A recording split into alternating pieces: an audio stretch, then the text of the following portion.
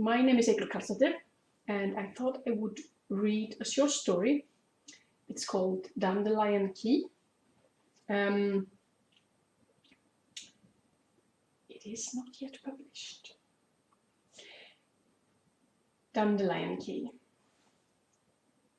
His scent is something I'll never forget, even if I might forget everything else. That scent sticks on my mind, and through the memory of the smell, I can access memories that would otherwise be missing in my mind. My mind leaks. It is broken. I cannot rely upon it. I cannot be sure that what I think happened actually happened. As a child, they called it vivid imagination. Then I became a teenager and they started calling me troubled. Now they don't know how to label me, so they put me away. Make sure they don't have to. Make sure that the only people who do are professionals of some sort. I am broken. That's all they need to know. My room is small. It has a window, and on a good day I can see the dandelions slowly blowing in the wind. It always seems to be summer here.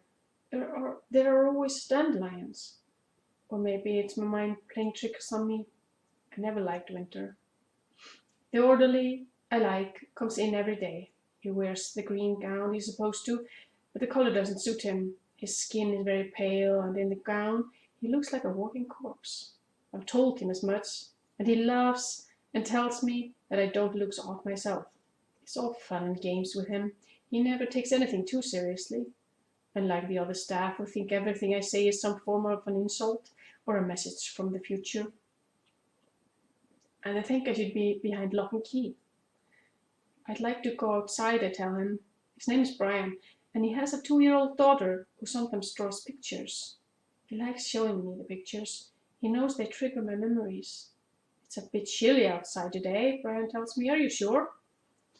I look out the window again. It's snowing. But the dandelions, I ask feebly. Brian just smiles and gives me my medication, and he asks me if I'd like a bath today. Didn't I have one yesterday? No, Brian says. You had one last Monday. It's Thursday. Oh, I guess. And he helps me out of the comfortable chair I usually sit in, and we walk out of my room and down the hall. The other patients always glare at me. It's as if they've never seen a human being before. As if they think that all my secrets will pop out of my head if they just stare intensely enough. Brian says they're just curious. Though once he told me that they were jealous of me because I'm different. My hair used to be long. It was so long that a friend whose name I can't remember used to call me Rapunzel. It's not my real name, but I like it. I am the forgotten one, the princess locked in the tower, except my Prince Charming never comes climbing to save me. My hair isn't long now. The institution thought it was too hard to take care of.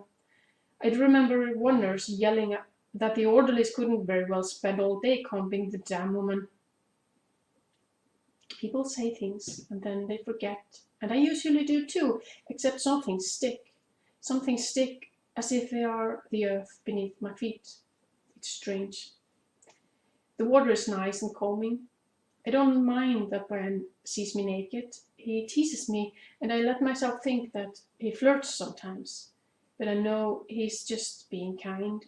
He's just trying to make me feel like a real human being and not the wreck that I am. He's a kind soul, Brian. Have you ever been in love? Brian asks me as he's cleaning my hair. They let me keep some length to it, which I know to be grateful for. They don't have to do that. I have, I tell him, but then I hesitate. I need some time to conjure up the smell in my memory. He smells so. I hesitate again and look back at Brian, who calmly continues his work. He had long hair, brown eyes, and he could fool the devil with his guitar. Were you in love with Johnny Cash? Brian asks calmly. I laugh. Did he have brown eyes? I muse. No, but his name was John. I never called him Johnny, though. Maybe I should have. Was he nice to you? I can't remember if John was nice to me. I can't remember if he did bad things to me. I can't remember if he left me. I can't remember if he drank too much, or if he told me I was a lying whore. I can't remember any of these things. I do remember that when I first met him, he told me our fates were entwined and that we would never really get away from each other. That when the twine snapped, one of us would break. He was a bit psychic, my John, though he never quite realized. Or maybe I'm confusing things. Maybe it was I who was the psychic one. Maybe I was the one who predicted that the meteor would land in the village and that only one person would survive. Or was there never a meteor? I remember heat and being lifted by something I didn't know what it was. I remember something strange touching me. It was slimy and cold, but it seemed to fix the sores my body had accumulated in the short time the meteor hit, and then it swung me out into the forest where there were no fires. I sometimes remember a face. I sometimes remember words too, but those memories are locked away, and the dandelions seem to be the only thing that can trigger them. I know they're there, but it's like grasping at something that's just out of reach. No one believed me, and those who knew me and were still alive said that I had been strange even before this, that it wasn't strange that I had lost my marbles. Some even said I never had any marbles to begin with. I failed to see what marbles have to do with it, though. There are monsters in the corridors at night. I've told Brian this, and he soothes me and tells me that they will never get to me, that they are meant to prowl there, but that they will never get into my room, that I am protected. But I'm afraid of them. I think he underestimates them. Aren't you forgetting something? Brian asks me as we were entering the room. He's about to go, and that makes me sad. I'll be alone again, alone with my thoughts and my confusing memories. Sure I am, I tell him teasingly. I know we've had this exact conversation before. I'm forgetting almost everything, but what is it you have in mind that I might be forgetting? You forgot my kiss, he says, and smiles. I gave him a kiss on the cheek, feel like an elderly mother kissing her child goodbye, but you know that's not quite the case. Will you ask your girl to draw a picture for me tonight? I ask him. I would like to see something new. I will see if she's in the mood, Brian promises. He's about to leave, but he lingers by the door. Tell me, he says seriously, do you remember John? Do you remember what he did? Sometimes I do. If I focus very heftily on the smell, I can conjure up my memories of him. They come to me slowly, first the good ones and then the bad ones. He wasn't a nice guy. You should forget him. Hearts are stupid, I tell Brian, and mine loved him. He was not nice to you, Brian says. Hearts don't care about nice, I tell him. Sure they do, he says. Hearts are supposed to protect you from evil. Or protect you from that. I don't know how I'm supposed to finish that sentence. Instead, I look out the window. The dandelions are back. Brian isn't here anymore. I can't remember when he was here last. There's a drawing on my wall. It's made by a small child. The image of a woman, and I know the woman is me, and there is a small child hugging her. Don't know who the girl is. Perhaps the little girl who drew the picture. A girl I never met. Brian's little girl. I miss Brian. I fade in and out of consciousness. I know the medicines they are giving me aren't right for me. They keep my mind foggy, do nothing to conjure up the memories I should be focusing on. Sometimes someone told me to focus, to remember this, even if I forgot everything else. John's scent. I remember John's scent, and from that scent I remember other things. His smile, his brown eyes, his hair, his fingers that played so easily with the guitar. I remember anger in his eyes, relentlessness. I remember him throwing a bottle to the wall beside me. I remember his fist hitting my shoulder hard, and then my stomach. I remember blood. Oh, suddenly I remember all the blood. It came flooding out of me like a tidal wave, and I begged him to take me to the hospital, but he told me to do it myself. Take the car, he said. I left then. I remember I left then, and I took the car and I drove away. And then the meteor, it landed on his roof. I was taken away. I was brought to a safe place. Someone healed me and cared for me. My hair grew out. It became so long that I was laughable. Little Rapunzel, they said, you have such beautiful hair. I remember the pride in my heart and how I hated the orderly who had to cut my hair. It wasn't her fault, but I hated her nonetheless. Little Rapunzel, they said, you will be safe from now on. And then the slime and the feeling of traveling, moving so quickly that it is beyond comprehension. And before they put me down into the forest again, someone said something to me. Someone said something important. But I can't remember today either. The dandelions blow slowly in the wind, the white sheets vanishing among the trees. The movement is so subtle, it's almost as if it's recorded, as if they've been blown away for an eternity. Where's Brian? I ask when the orderly comes in. He isn't here today, she tells me. I miss Brian, I tell her. I know I've told her this before and that she's tired of hearing it, but it's the truth. She gives me my medication and leaves without saying much. She doesn't like me, and I don't blame her. I'm not likable. Dandelions blowing in the breeze, whisper in the wind. You are safe here. You are safe now, the voice says. But I don't want to be safe. I just want to get away, get back to whatever it was. I stand up and try the handle of the door. It's open. I didn't expect it to be.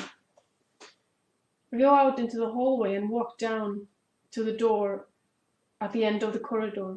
There are people watching me. Look at her hair, someone says.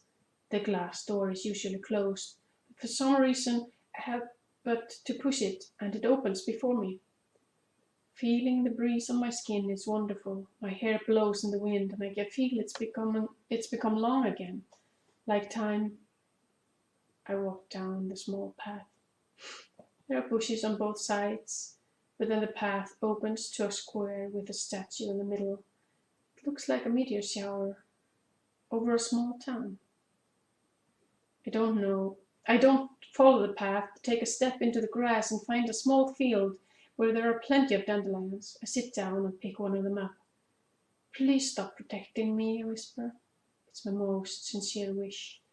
I'm standing in the doorway of my parents' house. My father looks afraid, his pale face twisted in sympathy. My limbs ache. My stomach is flat and dead. The child is lost. Don't go back, he says. Please don't go, he pleads with me. And I recognize his face so well. His face is older now. It is the same face. Brian, the orderly, my father. And I suddenly remember the drawing on the wall. I remember drawing it for a woman he knew who needed sympathy and help. I remember he had such a soft voice when he spoke of her. It almost made me jealous. The wind has picked up and I am determined. I'm going to kill him, I tell my father.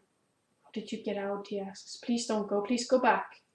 We can protect you. It won't always be this hard. But I am determined. I remember the smell of blood mixed with John's, and I remember the evil look in his eyes, evilness that matches mine now. I am so sorry to do this to you again and again, my father tells me. I can see the scissors in his hand, but I don't know what he's going to use them for.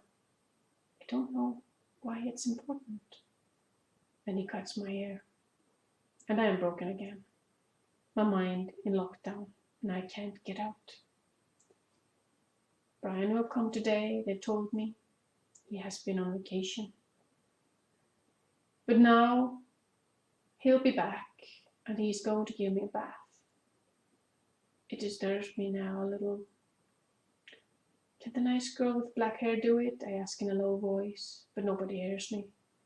It's my own mind after all. It only listens when it wants to. When Brian arrives, I see that he doesn't know, he doesn't remember, but I do. I was going to do something bad. He knows that if I do this, the consequences will be grave. And so he put me on lockdown.